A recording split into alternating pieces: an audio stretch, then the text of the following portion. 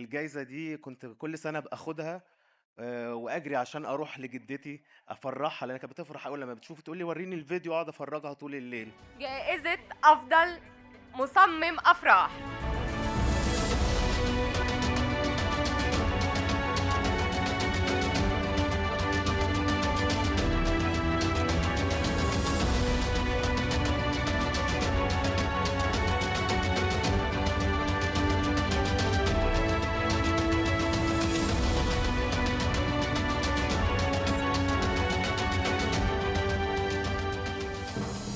مصمم الأفراح أحمد ياسين.